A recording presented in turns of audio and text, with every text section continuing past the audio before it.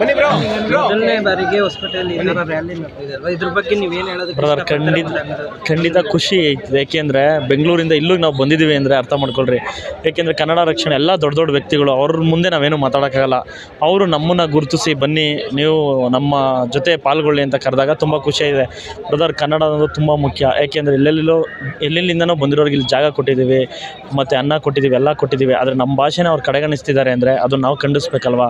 ಖಂಡಿತವಾಗ್ಲೂ ಹೇಳ್ತಾ ಇದ್ದೀನಿ, ನಮ್ಮ ಕನ್ನಡಿಗರು ಪ್ರತಿಯೊಬ್ಬರೂ ಇವಾಗೇನೆಲ್ಲ ಬೋಲ್ಡೆಲ್ಲ ಚೇಂಜ್ ಮಾಡಿದ್ದಾರೆ. ಬರೀ ಈಗ ಒಂದು ಹೇಳಿಕೆ ಕೊಟ್ಟು ಬಂದಿದ್ದಾರೆ. ನೆಕ್ಸ್ಟ್ ಟೈಮು ಒಂದು ಸಲ ಹೋಗಿ ಎಲ್ಲನೂ ನೋಡಿಕೊಂಡು ಚೇಂಜ್ ಮಾಡಿದಾರಾ ಇಲ್ವಾ ಅಂತ ಪರಿಗಣಿಸ್ಬೇಕು ಅಂತ ಕೇಳ್ಕೊತೀನಿ ಪ್ರತಿಯೊಬ್ಬರೂ. ಸೊ ನಾವು ಬೆಂಗಳೂರಿಂದ ವಿಜಯನಗರದಿಂದ ಬಂದಿರೋದು ನಾವು. ರೂಪೇಶ್ ರಾಜಣ್ಣ ಮತ್ತು ನಮ್ಮ ಸಲಗ ಸೂರ್ಯಣ್ಣ ಅವರೆಲ್ಲ ಬಂದಿದ್ದಾರೆ.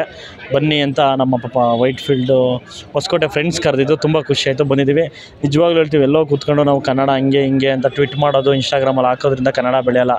ನಾವು ಹೋರಾಟಕ್ಕೆ ನಿಂತ್ಕೊಂಡು ಇವಾಗ ನಮ್ಮ ಕನ್ನಡ ಚಿತ್ರರಂಗ ಹೆಂಗಾಗ್ಬಿಟ್ಟಿದೆ ಅಂದರೆ, ನೀವು ನಂಬ್ತಿರೋ ಬಿಡ್ತಿರೋ ಕನ್ನಡ ಸಿನಿಮಾ ರಿಲೀಸ್ ಆಗಲಿ ಮತ್ತು ತೆಲುಗು ಸಿನಿಮಾನೋ ಯಾವುದೋ ಒಂದು ಸಿನಿಮಾ ರಿಲೀಸ್ ಆಗಲಿ, ಕನ್ನಡ ಭಾಷೆ ಬಿಟ್ಟು ಬೇರೆ ಸಿನಿಮಾಗೆ ಜನ ನಿಲ್ತಿರ್ತಾರೆ. ನೀವೇ ನೋಡಿರ್ತೀರ. ಅದನ್ನು ಫಸ್ಟು ಕಡಿಮೆ ಮಾಡಿ ಕನ್ನಡ ಸಿನಿಮಾ ಚೆನ್ನಾಗಿರುತ್ತೋ ಬಿಡುತ್ತೋ ಅದು ಸೆಕೆಂಡ್ರಿ. ನಮ್ಮವರೇ ಕಮೆಂಟ್ ಮಾಡೋದನ್ನ ಬಿಟ್ಟು ನಮ್ಮ ಸಿನಿಮಾಗಳನ್ನ, ಕನ್ನಡ ಸಿನಿಮಾಗಳನ್ನ ಹಾಗೂ ಕನ್ನಡ ಪರ ಸಂಘಟನೆಗಳನ್ನ ಬೆಳೆಸಿ ಪ್ರೋತ್ಸಾಹಿಸಿ ಅವ್ರಿಗೆಲ್ರಿಗೂ ಕನ್ನಡಿಗರ ಆಶೀರ್ವಾದ ಬೇಕು ಅಂತ ಕೇಳ್ಕೊತೀನಿ.